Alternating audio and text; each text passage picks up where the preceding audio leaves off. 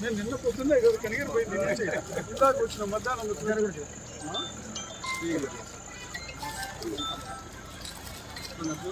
ముందుకెళ్ళన్నా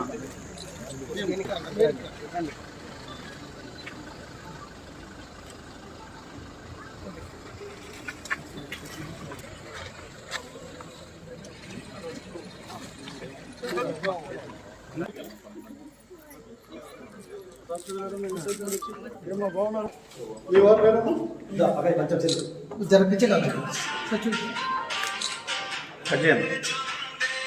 okay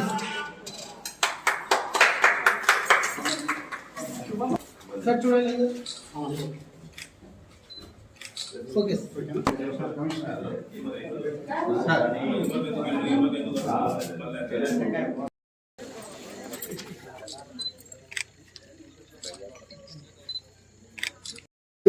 దుస్థితిలో ఆనాడు వాళ్ళు ఇల్లు ఇవ్వడం జరిగింది. ఈ రోజు ప్రభుత్వం ఏం చెప్తా ఉందంటే మీ సొంత స్థలం ఉంటే నిర్మించుకునే దానికి మేము పర్మిషన్ ఇస్తాం, స్థలం లేకుంటే స్థలం ఇస్తాం, ఇల్లు కూడా ఇస్తాం. ఇన్ని రకాల సదుపాయాలను కల్పిస్తూ ప్రభుత్వం వెసులుబాటు ఇస్తూ వాళ్లకు వెన్నుదన్నుగా ఉంటా ఉంటే ఆనాడు నేను ఇచ్చినటువంటి లేఅవుట్లోనే మీరు ఇల్లు కట్టుకోవాలనేటువంటి నిబంధన ద్వారా మన గిద్దలూరు పట్టణంలోనే కొండపేట వైపు చూసుకుంటే అక్కడ ఇల్లు కట్టేవాళ్ళు నాదుడే లేడు. ఒకవేళ కట్టినా ప్రభుత్వం ఇచ్చిన డబ్బుతో అక్కడ నివాసం ఉండేటువంటి నాదుడే లేడు. ఇటువంటి దుస్థితికి కారకులు నాటి ప్రభుత్వం కాదా అని నేను అడుగుతా ఉన్నాను. నేను ఏది ఏమైనా కూడా ఈరోజు ప్రభుత్వం చేస్తున్నటువంటి మంచిని మనం తెలియచెప్పాలి. తెలియచెప్పకపోతే దుర్మార్గుడు మరలా అధికారంలోకి వస్తే మరలా మనకి పాత రోజుల కంటే ఇంకా ఎక్కువ దుర్భరమైనటువంటి రోజులు మనకు వస్తాయనేటువంటి విషయాన్ని కూడా మీకు నేను తెలియజేస్తూ, ఏది ఏమైనా చంద్రబాబు నాయుడు గారు ఒక అనుభవజ్ఞుడైనటువంటి నాయకుడు. ఆయన ముఖ్యమంత్రిగా వచ్చినప్పుడల్లా పేద వర్గాలకు ఇతోధికంగా తోడ్పాటును అందించడమే కాకుండా ఈరోజు 4,000 రూపాయల పెన్షన్ 6,000, 10,000, 15,000 అందించడం జరుగుతుంది.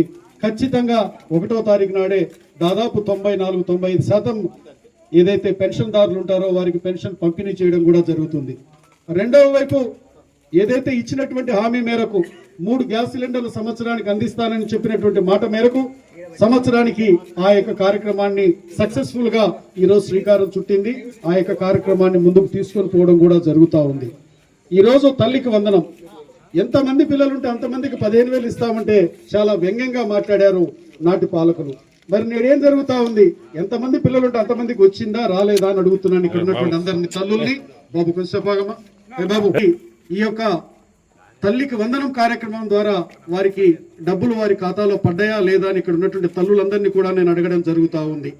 ఇదే కాకుండా మనకి అన్నదాత సుఖీభావ్ ద్వారా రైతుకు మేలు చేసే కార్యక్రమం, స్త్రీశక్తి పథకం ద్వారా మహిళలకు ఆర్టీసీ బస్సులో ఉచిత బస్సు ప్రయాణం అంటే అప్పటి వరకు 25% మహిళలు 75% పురుషులు ప్రయాణిస్తున్నటువంటి పరిస్థితి నుంచి ఈ రోజు 80% మహిళలు 20% పురుషులే బస్సులలో ప్రయాణించే పరిస్థితికి వచ్చిందంటే దీనికి కారకుడు చంద్రబాబు నాయుడు గారు కాదా? మహిళల పట్ల ప్రేమ ఉన్నటువంటి వ్యక్తి చంద్రబాబు నాయుడు గారు అవునా కాదా అని ఈ సందర్భంగా మిమ్మల్ని అందరినీ నేను అడగడం జరుగుతూ ఉంది. ఆ రోజు డ్వాక్రా సంఘాలను ఏర్పాటు చేసి అప్పటి వరకు మహిళలు ఏదైతే వారి భర్త గాని లేకపోతే వారి కుమారుడిని గాని ఆర్థికమైనటువంటి విషయాలలో వారి మీద ఆధారపడేటువంటి పరిస్థితి నుంచి ఈ రోజు మీ మీద మీ కుటుంబం ఆధారపడే స్థితికి తీసుకుని వచ్చినటువంటి వ్యక్తి చంద్రబాబు నాయుడు గారు అవునా కాదా? డ్వాక్రా సంఘాలని ఏర్పాటు చేయడం ద్వారా అని అడుగుతా ఉన్నాను నేను. ఈ రోజు ఒక గ్రూప్ కి గరిష్టంగా ఎంత లోన్ వస్తుందమ్మా? 20 లక్షలు. సభ్యురాలకు ఎంత వస్తుంది? 2 లక్షలు. ఈ 2 లక్షల రూపాయలతో చిన్న వ్యాపారం మనం పెట్టుకుంటే నెలకు ఒక 10,000 రూపాయలు అయితే మనం ఖచ్చితంగా సంపాదించవచ్చు.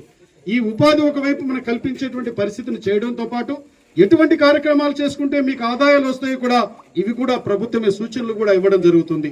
ఇప్పుడు ఇంతెందుకు, నేను గిద్దలూరులో అయితే ప్రతి మండలంలో కూడా కుట్టు శిక్షణా కేంద్రాన్ని నేను ప్రారంభించాను. వారికి ఉచిత కుట్టు మిషన్లు అందించేటువంటి కార్యక్రమం కూడా చేయబోతుంది మన ప్రభుత్వం.